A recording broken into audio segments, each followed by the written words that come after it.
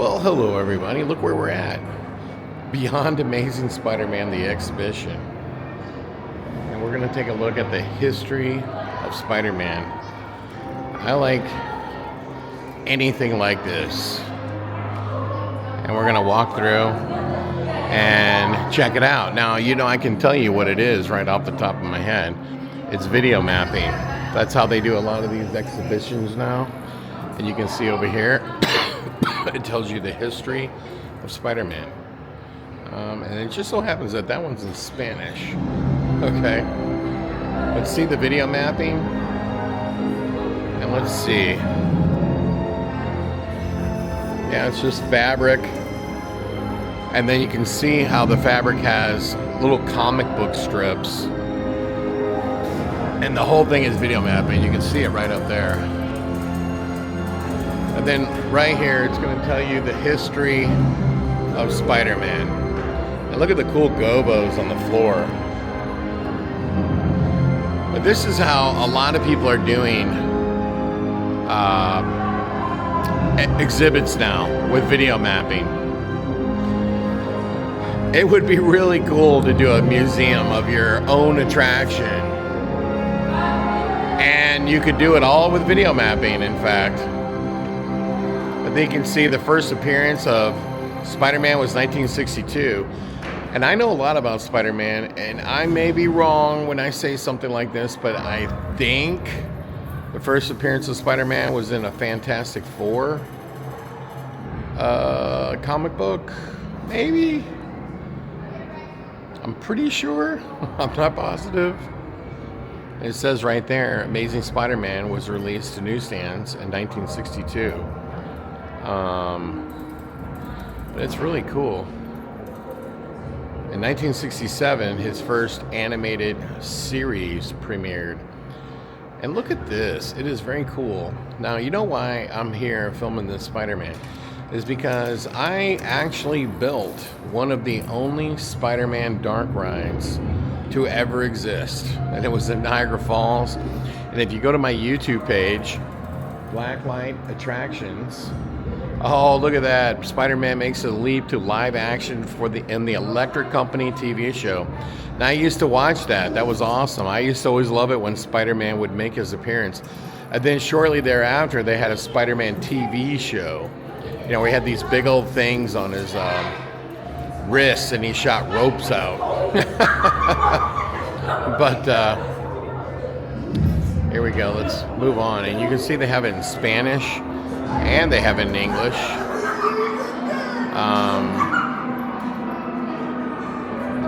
So yeah, Spider-Man's debut in 1962. Spider-Man has become an international icon. They're not saying where he made his first appearance. It says 1982 was the first time he appeared in a video game. You can see that right there. But look at how the museum is so beautiful, and you see how they're using a lot of blue LED lights.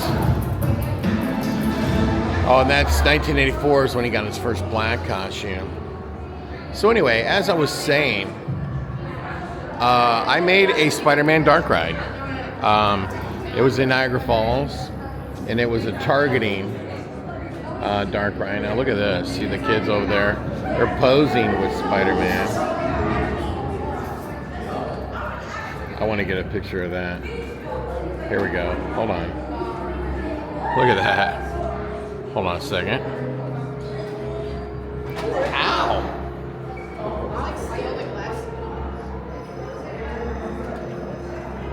So, I just took a picture of myself with Spider-Man. That is pretty cool. I did hit my shoulder. He is very strong and very rigid. And let me see. Let me see if I can. There we go. There's me, and there's Spider-Man. Pretty cool. All right, so you just kind of walk around, and I'm going to talk about Spider-Man a little bit. Why not? Mystery of Spiders by Marvel Comics. I am a big Spider-Man fan, I must say. My two favorite superheroes is probably the same as almost everyone else's. Spider-Man and Batman. Don't know which one I like better. Maybe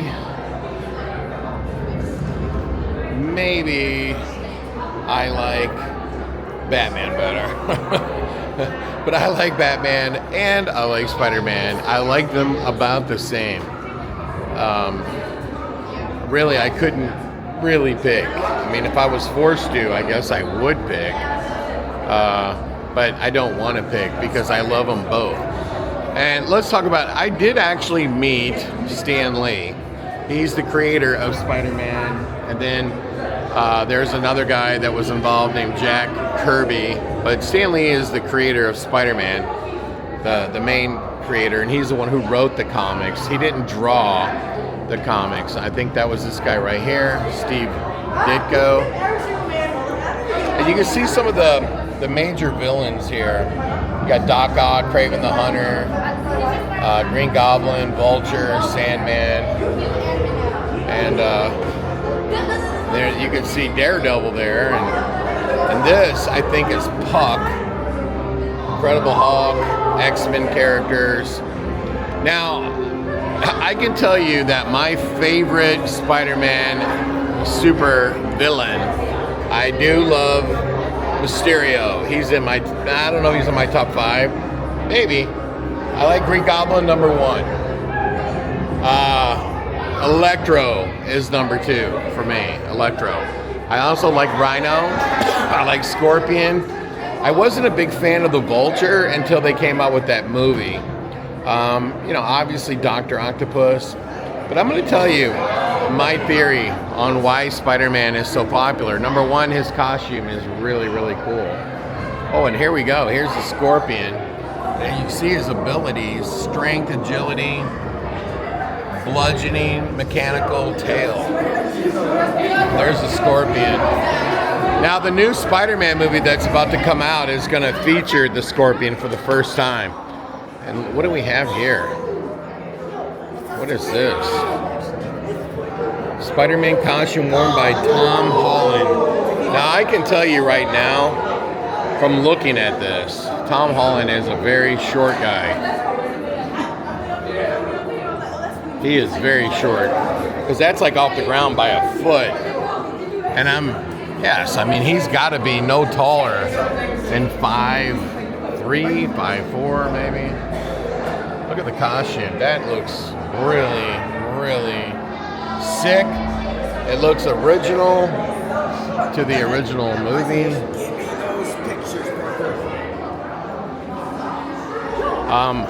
Whoops. And here's Spider-Man again. And there's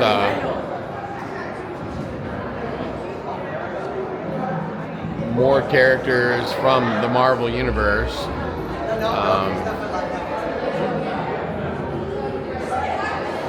And there's Electro. And that is my favorite costume. I hate it when they did Spider-Man movie. Absolutely hated it.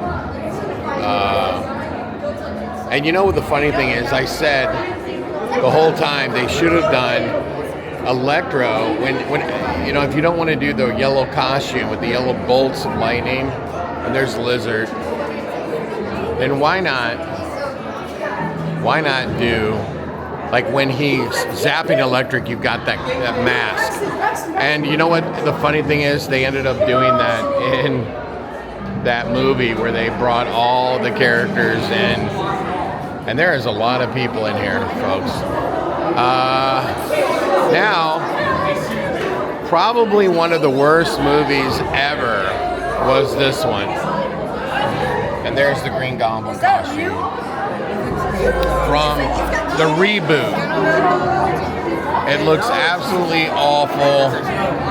I don't think anybody likes this movie. It was part 2, that when they rebooted it. And there's the Green Goblin mask from the original movie.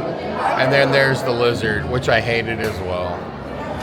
Why did I hate the Lizard? Tell me how he looks like the Lizard from the comics. He just looks like a really weird, green, scaly man.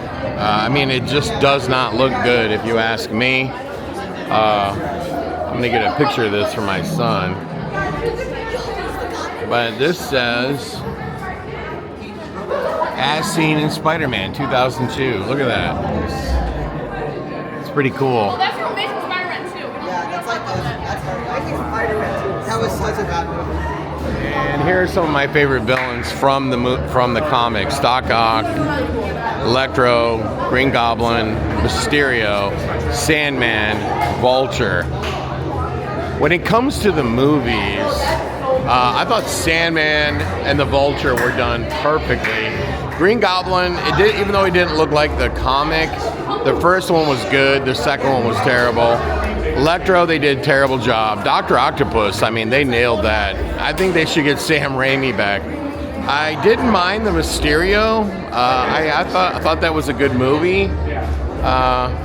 But I just found it hard to believe that you made Mysterio like the only villain, because he has no superpowers.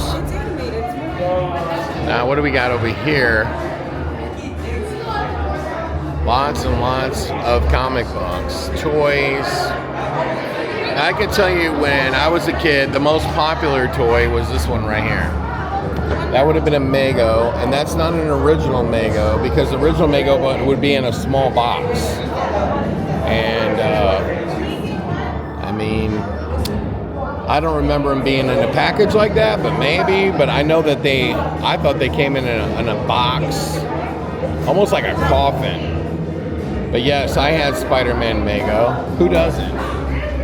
Look at that. That is really cool over here. Holy cow, there's so many people here. Oh, and there's Rhino, and I love Rhino. But look what we have right here.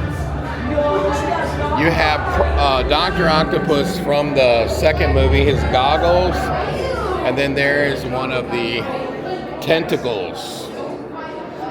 Which, if I'm being completely honest, when he had Spider-Man's head and inside of it, it should have been able to just crush his head. Spider-Man doesn't have superpowers like that, like where you can't put a bullet through his skin or anything like that. So he should have just crushed his head. And Dr. Octopus is a ferocious a villain.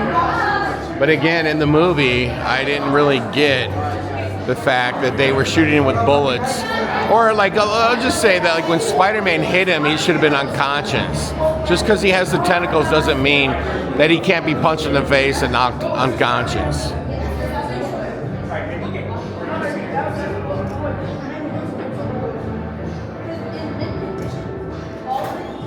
Does that make sense? I think that Spider-Man's biggest foe is the Green Goblin. He is to Spider-Man what the Joker is to Batman.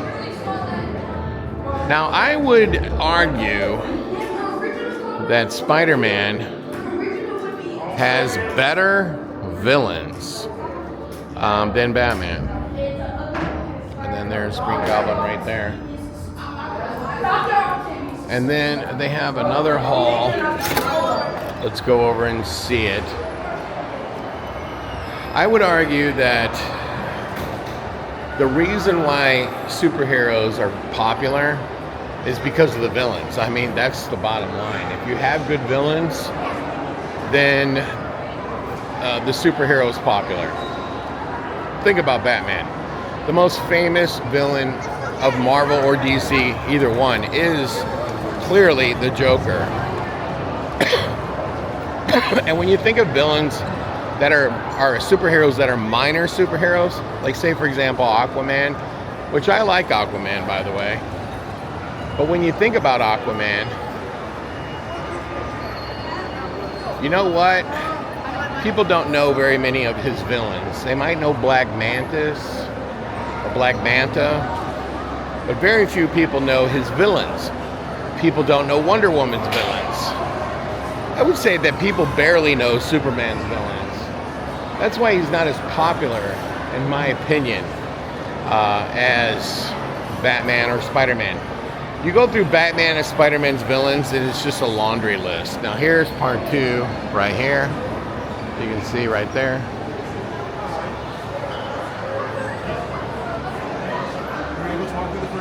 Yep. We're getting our thing scanned. And here's part 2 of the Spider-Man exhibit. Now look what we got right when we walk in. Another Spider-Man that you can get your picture taken with. Now that's really cool. It's very cool, in fact. So just in case you're wondering where this is at, it's at the Museum of Science and Industry in Chicago, Illinois. And that is very cool. I gotta get my picture with that. Both of my kids will be super jealous. And then here you go, you got video mapping again. And then they're starting to tell you about some of the other characters like Spider-Woman. Here, I'm gonna get my picture.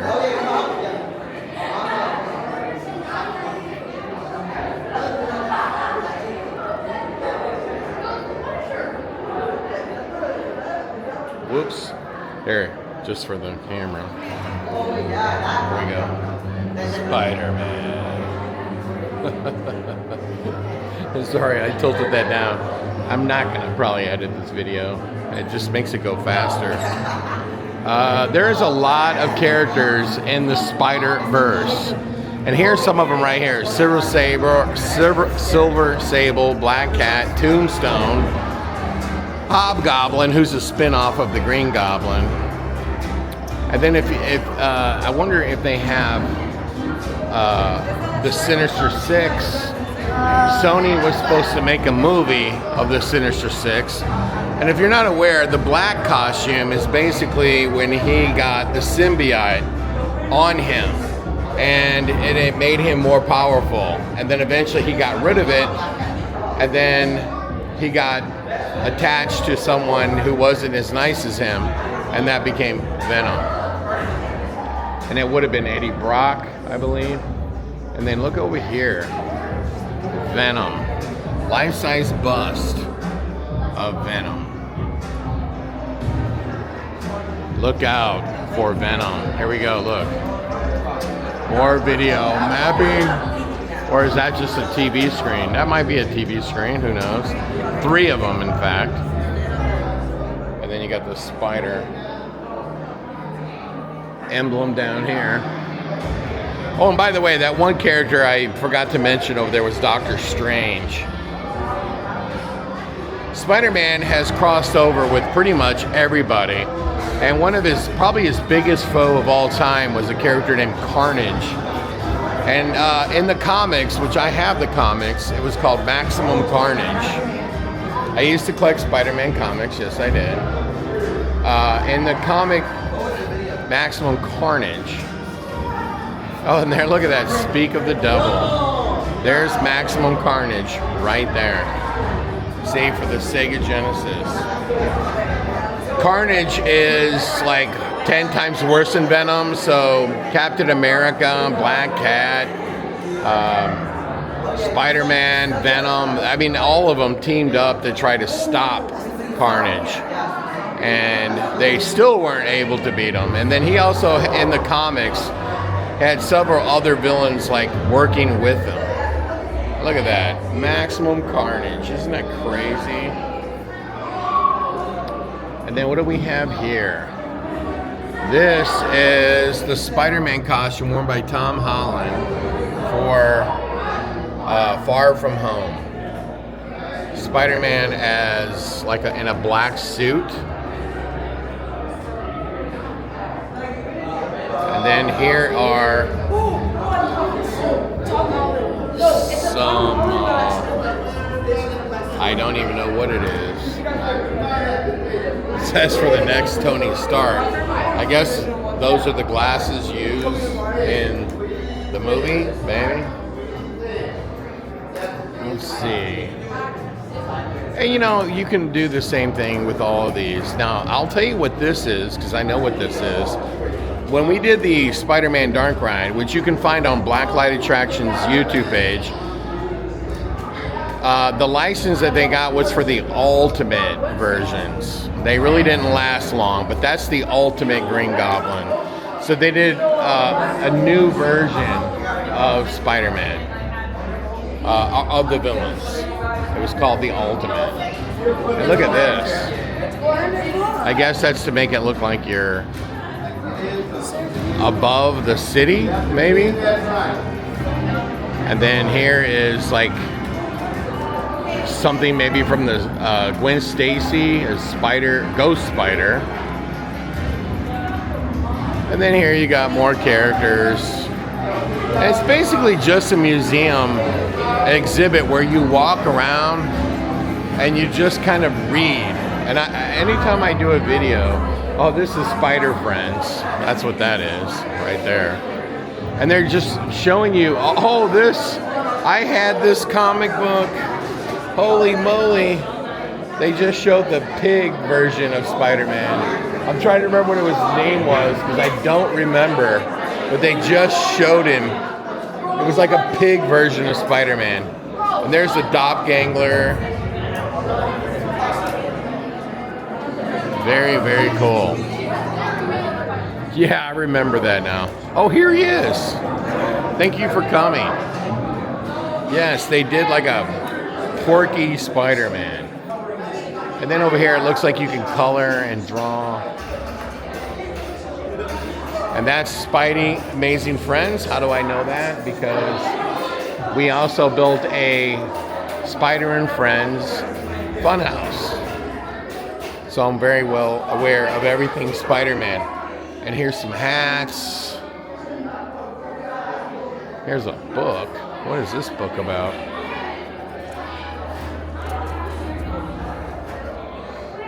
And look at this. Shirts. You name it, they've got it. And there you have it.